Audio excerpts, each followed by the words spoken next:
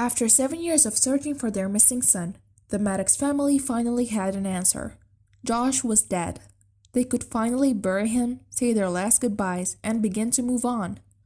But the fact that his body was found in the strangest of places only raised more questions and had them wondering, how did he end up there? Before we begin, if you are interested in this type of videos, make sure to smash the like button, subscribe to our channel, and turn on the notification bell. In May of 2008, 18 years old Josh Maddux left his house in Woodland Park, Colorado to go for a walk. The town of 7,500, which is 20 miles west of Colorado Springs, is a wooded area that borders the Pike National Forest. That day was the last time anyone saw Josh alive. Josh was known for his gregaciousness and the ease with which he made friends. He also had a creative gene. As he loved to play guitar and write stories, according to his family, he was a happy kid, even after a terrible tragedy struck the Madduxes. 2 years before Josh's disappearance, his older brother committed suicide. Some people believe that might have caused a change in Josh, but nothing that was evident. He moved on as best he could from the tragedy and continued to be his happy-go-lucky self. He was the life of the party, someone who could turn a boring situation into a fun time, even if he had to break the rules a little. Josh was known for being a bit of a prankster. One time, he put on a robe and snuck into the school chore during a performance. He also had a habit of interrupting class president debates to declare himself a candidate, but he never got into any more serious trouble than that. His family just saw him as a free spirit, something that gave them hope even after he went missing.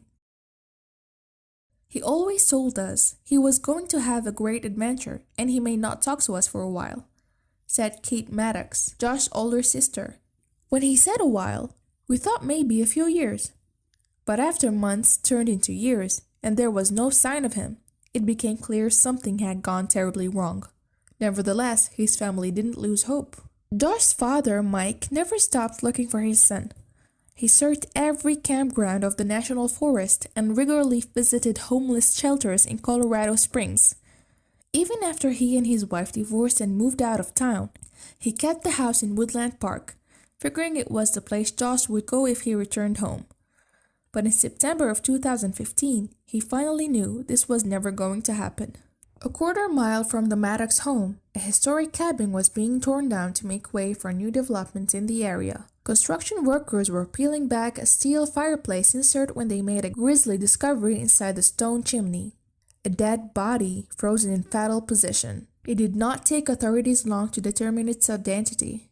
Through a combination of forensics, dental records, and gender analysis, the coroner was able to identify the body as that of Josh Maddux.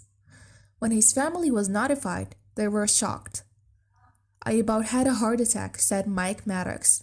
All this time, his body had been only a few blocks away. How could authorities have missed that?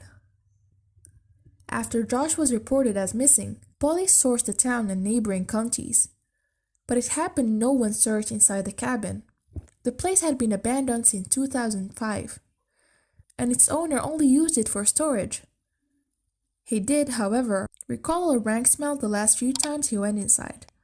But the omission of the cabin in search for Josh was not the strangest part of his death. The coroner's examination of Josh's body revealed no sign of trauma. There were no broken bones, there were no knife marks, there were no bullet holes, said Coroner Alborn. The lack of evidence of assault led him to rule his death as accidental by an unknown cause. He believes Josh climbed into the chimney and simply got stuck, but other details about the case pointed to the possibility of foul play. Josh's body was found nude from the waist down, wearing nothing but a thermal shirt. The rest of his clothes were strewn about inside the cabin near the hearth. This seemed to indicate Josh had already been inside.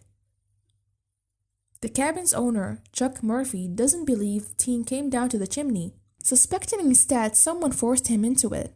His reason? The top of the chimney was blocked off. Murphy knew there had been rebar installed atop the chimney to keep raccoons and other animals from getting inside. "There is no way that guy crawled inside the chimney with that steel webbing," he said. But because the cabin was demolished by the time Josh's body was found, There was no way to corroborate his theory. Without further evidence, the police's hands were tied. Since the coroner declared Josh as an accident, Woodland Park police weren't able to investigate further because of the way he ruled it. "It's his case and not ours," said Commander James Halloran. So even though the question of the teen's whereabouts was finally answered, that doesn't mean his family has found peace. We'll never really know what happened to him. It's a horror story in my mind to imagine what my brother must have gone through. Kate Maddux said, "It's a nightmare that I wouldn't wish on anyone." Perhaps one day more evidence will resurface to justify the reopening the case. But until then, the mystery remains. Please don't forget to leave a like, comment and subscribe to our channel and turn on the notification bell for more content like this.